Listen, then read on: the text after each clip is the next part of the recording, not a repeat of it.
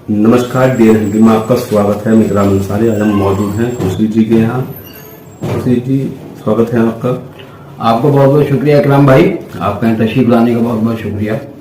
जिस तरीके से उत्तराखंड देहरादून के अंदर माहौल चल रहा है, हिंदू मुस्लिम को लेकर देखने बात आ रही है, दोनों समाज आमने सामने आ जाते हैं, जबकि एक लड़का लड़की का मामला आता है सामने और पहले भी आया है, इसमें मुकदमे भी हुए हैं दोनों पक्षों पे। इसमें आपका क्या कहना है?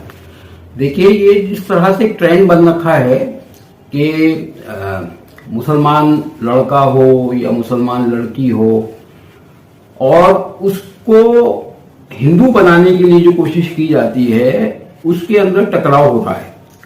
और वो इस वजह से हो रहा है कि कानून के अंदर जो फ्रीडम ऑफ रिलीजन एक्ट, उसके अंदर ये प्रोविजन किया गया है कि अगर कोई जो लड़का या लड़की अगर वो किसी को मुसलमान बनाते हैं तो उनके ऊपर उस कानून की धाराओं के हिसाब से उसके ऊपर मुकदमा चलेगा।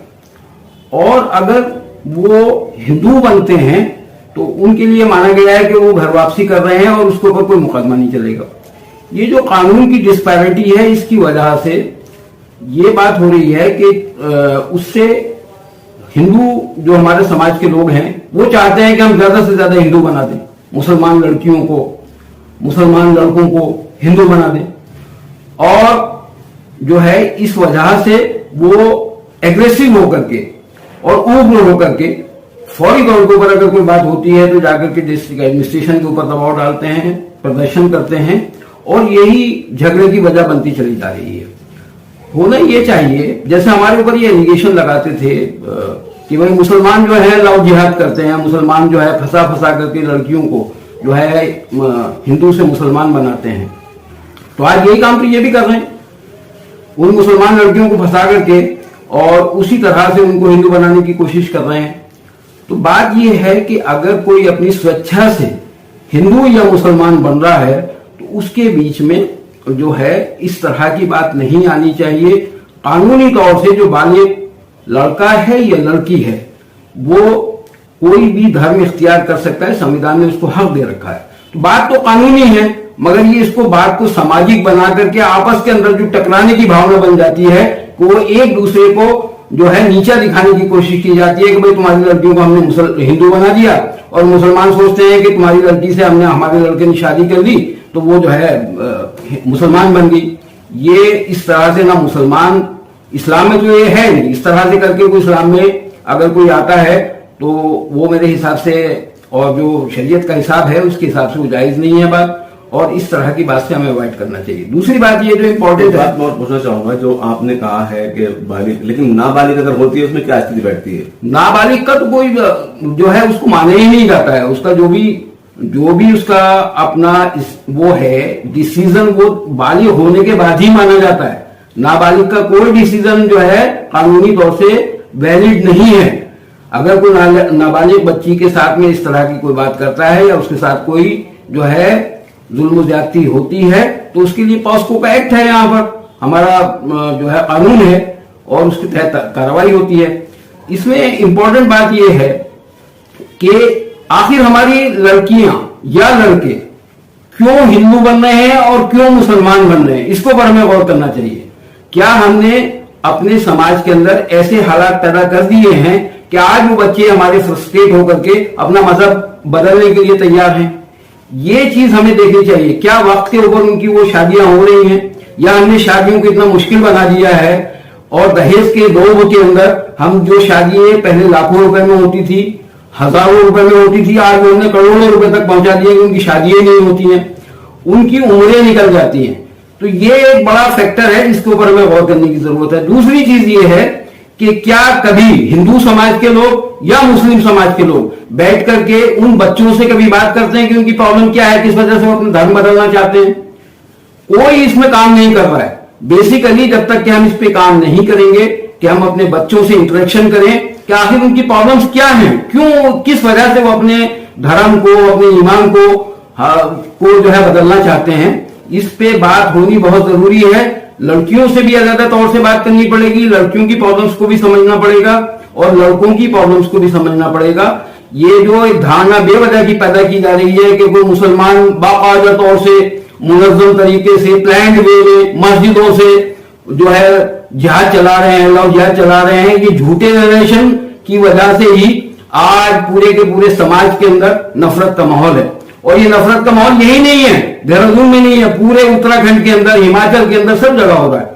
जबकि पुरोला के अंदर हमने देखा है कि यही हमारे लोग जो हरिद्वार से आए थे, वहां पर साधु संत आए थे, उन्होंने आकर के कहा कि यहाँ पर लव जिहाद हो रहा है और लव जिहाद होने की वजह से वहां के जो है मुसलमानों को हटाया जाए, इनके घरों को तोड़ा जाए और इनके जो है कारोबार को खत्म किया जाए। 41 लोग वहां से पलायन करके जो है छोड़ करके आ गए पुरोला के अंदर। मगर बाद में जिस वक्त उस पर मुकदमा चला तो कोर्ट से यह फैसला आया कि वो दोनों बच्चे बेकसूर हैं, इस तरह की कोई बात ही नहीं हुई।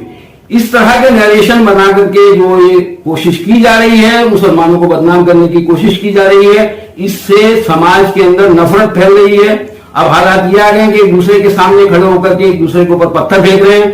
कल यहाँ पर देहरादून रेलवे स्टेशन के ऊपर ये सब वारदात इस तरह से हुई है, पत्थरबाजी हुई है। अरे किसको पत्थर मार रहे हो? तुम एक ही मुल्क के रहने वाले लोग हो, एक ही आपकी नागरिकता है, एक दूसरे को पत्थर मार करके सिर्फ ये ऊंचा करना चाहते हैं कि मैं हिंदू मैं बड़ा हूं, मैं मुसलमान मैं बड़ा हूं, बड़ा मेरा अल्लाह है।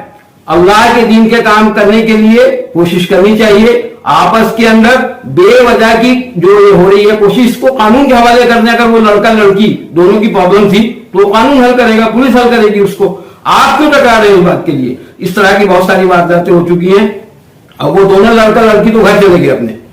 अब मुकदमे जो हुए हैं वो हिंदू समाज की तरफ से भी जो 50, 60, 70 लोग हैं उनकी तरफ, उनके खिलाफ मुकदमा हुआ है। मुस्लिम समाज की तरफ भी उतने ही लोगों को मुकदमा हुआ है। अब मुकदमा जो है यहाँ का हिंदू समाज भी झेलेगा और मुस्लिम समाज भी झेलेगा।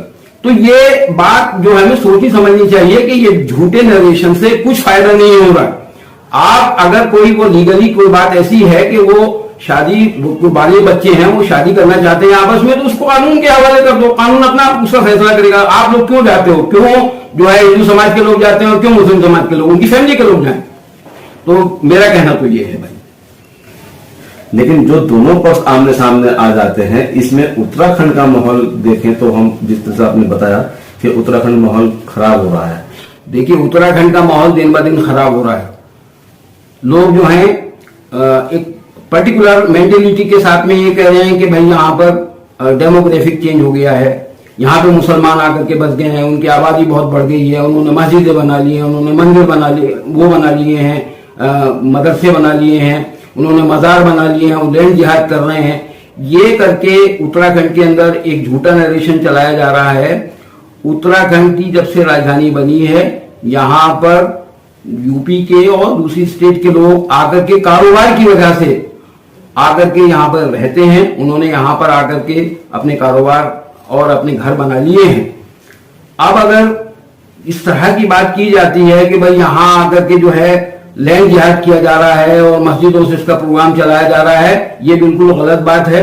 इस तरह का नरेशन देख करके पहाड़ के लोगों को, विचारों को मुसलमानों के खिलाफ बदगुमान किया जा रहा है। मस्जिदें तोड़ने की तैयारी की जा रही है, मस्जिदों को सबको अवैध बताया जा रहा है। तो अगर सारी मस्जिदें अवैध हैं तो क्या और जो पूजा स्थल है वो सारे वैध हैं? इस बात पे कोई गौर नहीं करता है। इसी तरह का हिमाचल प्रदेश के अंदर इसी तरह का प्रोपेगेंडा मचाया जा रहा है। क्या वाकई एक मस्जिद जो जिसके ऊपर वहां पे पूरे का पूरा आंदोलन खड़ा हुआ है, वो मस्जिद जिसको बता रहे हैं वहां के इमाम साहब ने लिखा कि भाई अगर कहीं पे अवैध है तो उसको तोड़ने के लिए तैयार हैं, हटाने के लिए तैयार हैं, उसके बाद आंदोलन खत्म हो जाना चाहिए था। मगर उसके बावजूद भी सारी मस्जिदें हर जगह पर अवैध हैं। अगर अवैध है तो क्या वाकई सारी की सारी एक मस्जिद को जो है उसके अंदर जो भी तो आपको हटाना है या वो करना है, उसके बाद क्या पूरा शिमला, पूरा हिमाचल प्रदेश वैध हो जाएगा? उसके अंदर कोई जो है कोई बिल्डिंग ऐसी नहीं रहेगी कि जो वैध ना हो। इसी तरह से हमारे उत्तराखंड के अंदर भी कोशिश की जा रही है।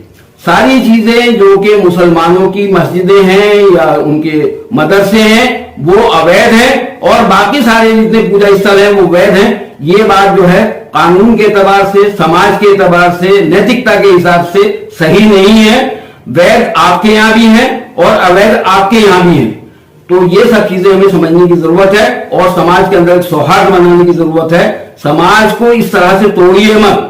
ये सारे के सारे मुसलमान हिंदुस्तानी हैं, हिंदुस्तान में पैदा हुए हैं, हिंदुस्तान में ही रहेंगे, हिंदुस्तान के अंदर ही मरेंगे और इनके बच्चे भी यहीं पर रहेंगे। इस तरह और इनकी जरूरत है, जैसे पूजा करनी आपकी जरूरत है, इसी तरह से नमाज पढ़ने की जरूरत है। और ये अपनी नमाज के लिए मस्जिदें भी बनाएंगे, अपनी कॉस्ट के ऊपर मस्जिद बना रहे हैं, आपकी कॉस्ट के ऊपर मस्जिद नहीं बना रहे हैं। लोगों से चंदा करके मस्जिद बना रहे हैं, मुस्लिम समाज से चंदा करके मस्जिद बना रहे हैं। तो ऐसे हालात के अंदर आप ये वैधता अवैधता, तो आपकी भी वैधता और अवैधता देखनी चाहिए आपको, तभी जो है इंसाफ का तकाजा है ये। और इस तरह के माहौल को खराब करने की कोशिश नहीं करनी चाहिए, ये हमारी सबसे गुजारिश है। जैसे रेलवे स्टेशन देहरादून की बात आपने कही है कि दोनों पक्ष आमने सामने, मेरा कहना यह है कि दोनों पक्ष आमने सामने कोई ऐसा मामला आ जाता है तो जो प्रशासन है उससे क्या कहना चाहेंगे आप? देखिए, ये तो बेसिकली गलत है, प्रशासन के लिए तो बहुत बड़ी परेशानी की बात हो जाती है। एक छोटा सा इशू है, एक लड़का है और एक लड़की है, उनको समझा बुझा करके भी ये बात को हल किया जा सकता है। और उसके बाद जो है हमें अपनी मूछें ऊंची करनी है तो हम बिल्कुल आकर के वहां पर जो है पत्थरबाजी करेंगे, दूसरे लोग भी पत्थरबाजी करेंगे। उससे आखिर क्या मैसेज देना चाहते हैं?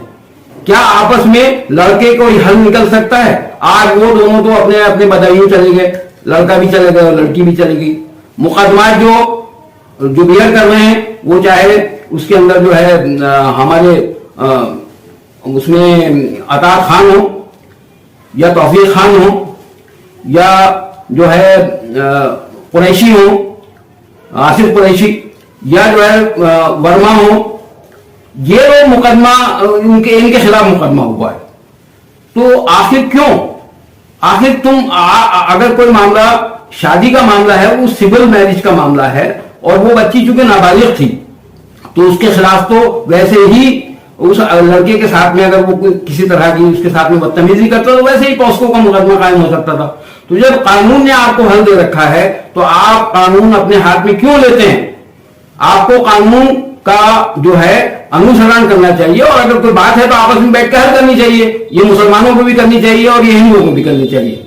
और प्रशासन के लिए जो परेशानी पैदा करते हैं कि 8 घंटा घर के ऊपर जाम लगा दिया, यातायात के लिए दिक्कत हो गई, लोगों को आने जाने में दिक्कत हुई, बच्चों को आने जाने में दिक्कत हुई, बुजुर्गों को आने जाने में जो बाजार में आते हैं अपनी सब्जी लेने के लिए और अपना सामान लेने के लिए उनको परेशानी हुई।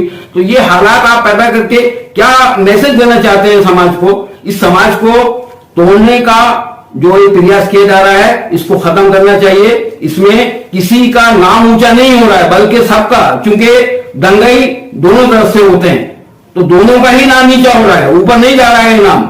इसलिए कोशिश करनी चाहिए कि ये इस तरह के मामला आपस में बैठ करके सौहार्द के साथ हल करने चाहिए और उसका कोई ना कोई कानूनी पहलू निकाल करके उसको हल करना चाहिए।